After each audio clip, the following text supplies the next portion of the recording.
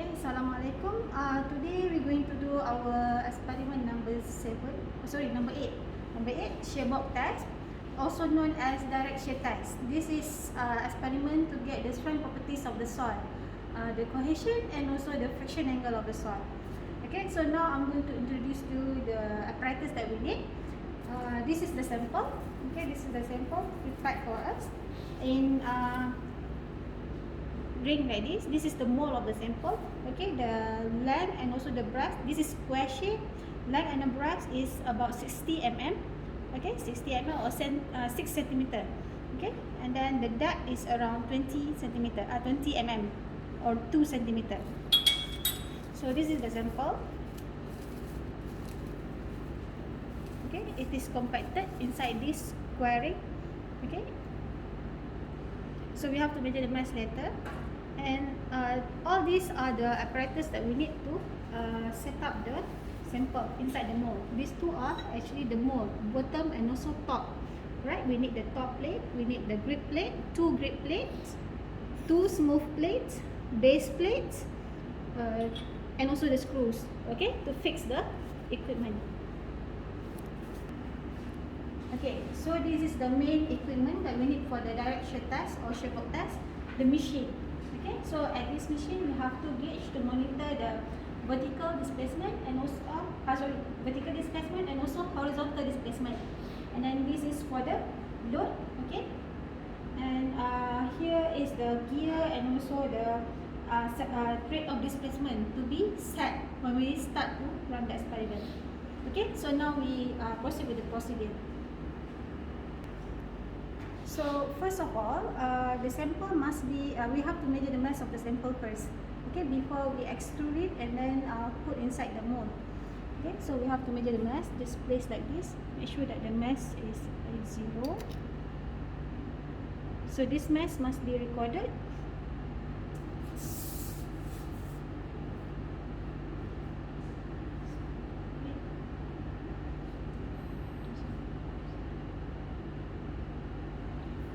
Okay, so now after we record the mass of the sample with the ring, after we extrude the sample, we have to measure the mass of the ring only, because the purpose to measure the mass is to get the moisture content.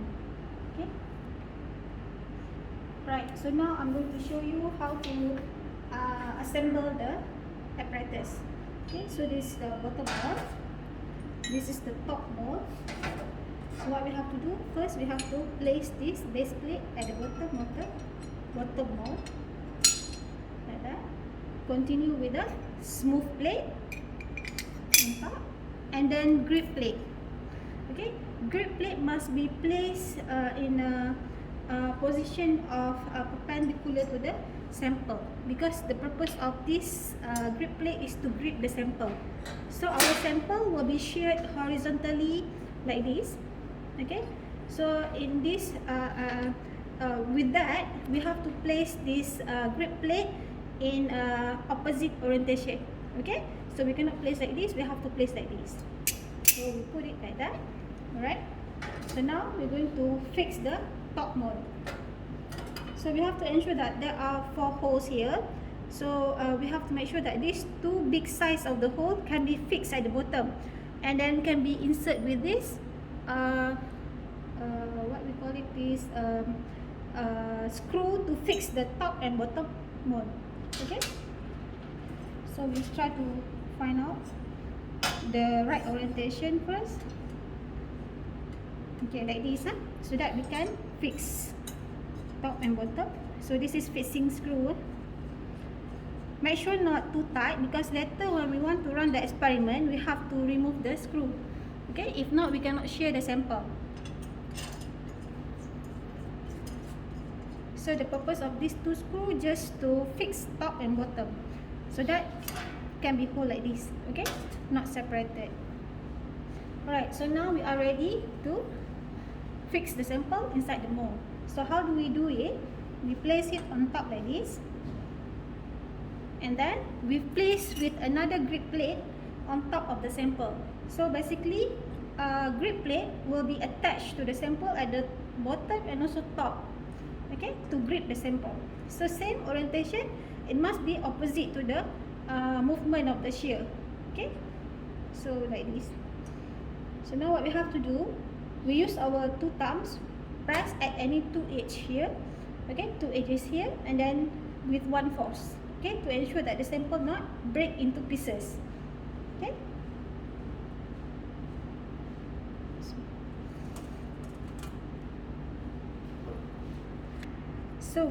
So we just press until it reach to the inside the mold, okay, from the ring inside the mold. So now this ring we can measure the mass again, okay, in order to get the mass of the sample. Alright, so now on top of the grip plate, we place with another sheet of this smooth plate, and on top of it is a top plate to place the load. Right, so now this sample we bring to the machine, okay, to fix inside the tank in the machine. Okay, so now we will place this mold inside the tank of the machine. So we have to fix here. You have to ensure that this part you insert at this part of the machine, okay, not the other side. Right, so we fix like this. Okay, let's say our mold is hang somewhere above this part of the machine. So what we have to do, we remove this screw, and then we hold the mold, and then at the same time you have to twist this screw, okay, to adjust the tank, so that the mold will be placed at the base of the tank. Okay, like that. Okay, yeah, so that everything is on the base of the tank. Right, so now what you have to do, you have to insert back this screw. Okay, this screw must be insert back here, so that only you can fix to the gear of the machine. Okay, so insert back, you have to insert back this. So here we have 4 screws. Two screws, two bigger size of the screw here are fixing screw. Another 2 screws that we have here just to give some friction, but it is not actually fixed top and bottom mold. Okay, only giving some friction when we shear the sample. So what we have to do now is to remove these 2 screws. Okay, because this is for the fixing purpose. Okay, if we don't remove this, we cannot shear the sample horizontally. Okay, so we remove this one first. Alright, so these 2 screws normally is placed at the machine, so you have to insert back here. Okay. Alright, done. Okay, so to run the experiment, we have to ensure that we fill up this tank with the blister water. Okay, first of all, you have to ensure that all screws here are tight. Okay, so that there is no leakage of water when we run the experiment. Okay, so now we fill up the tank with the water. You pour it outside here, not on top of the sample. Okay.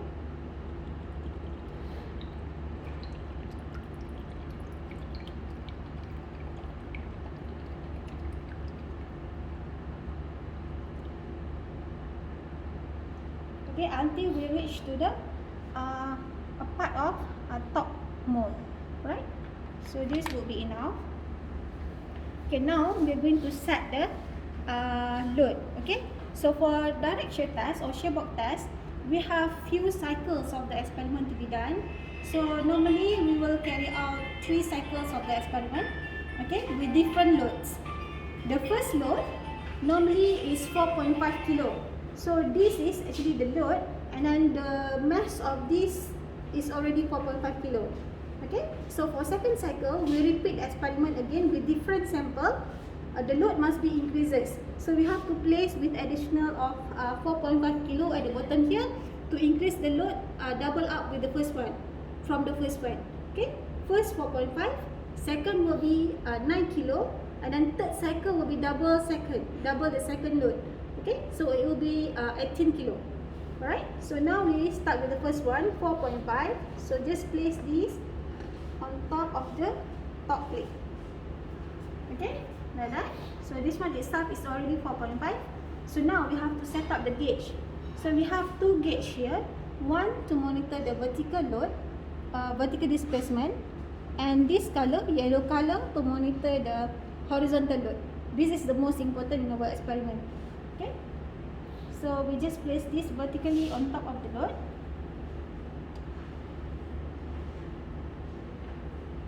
Make sure that it is vertical, no tilting orientation, and then at the center of the load.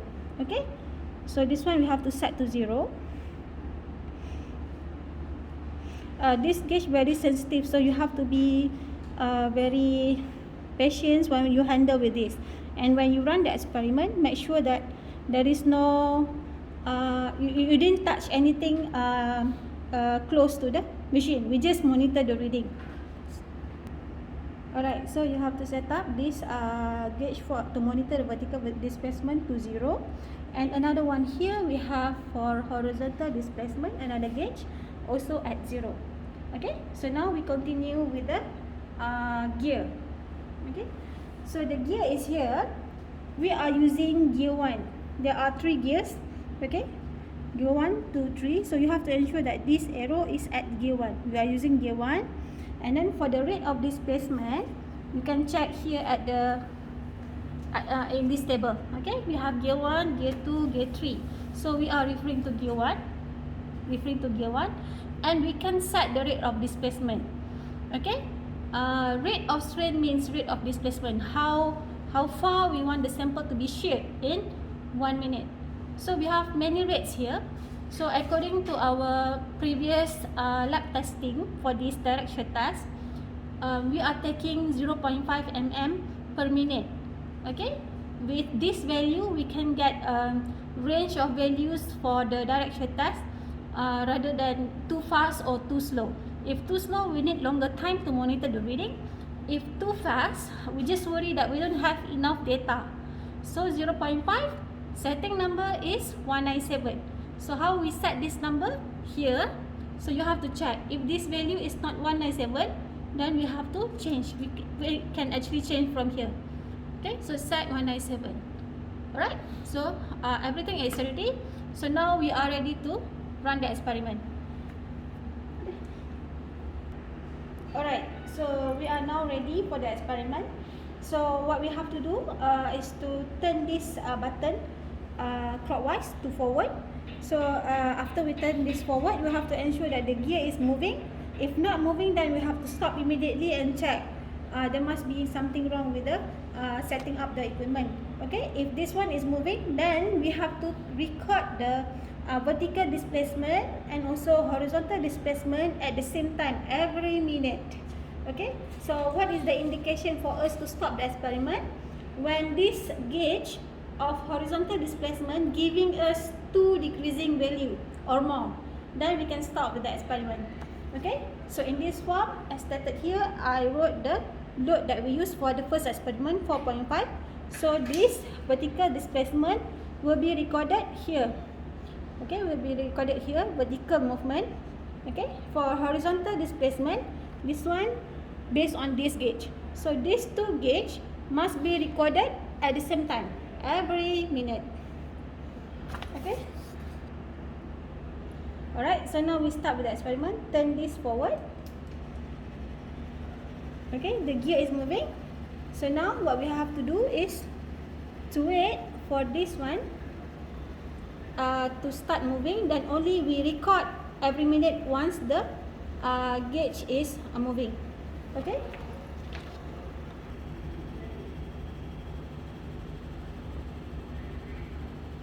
alright, so now we are approaching to 1 minute. Okay, so at 1 minute we have to get this reading of the gauge around 28. Okay, and then this one, the reading is around 18. Okay, so we have to record down here 28, and here for the vertical displacement 18. Okay, so now we are waiting for 2nd minute and the rest until this gauge giving us 2 decreasing value. Okay, so now based on our experiment, this give us 2 decreasing value already. So this is the reading for the horizontal displacement, 28, 40, 46, 48, and then at 42 and 38, these 2 giving us 2 decreasing value. So we may stop with the experiment and take out the sample.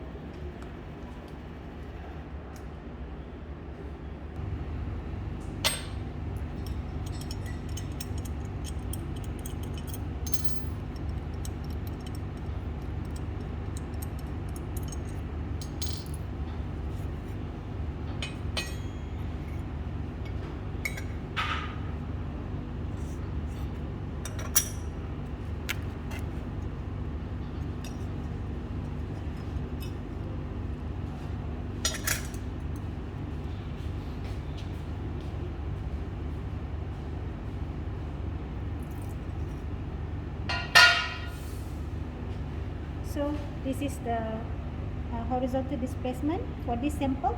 Okay, as we refer to our reading just now, not much reading right before decreasing. So that's why when we look at the sample also, the sample quite a bit hard. So the displacement also not much. Okay, so this is both sides of the sample after shear.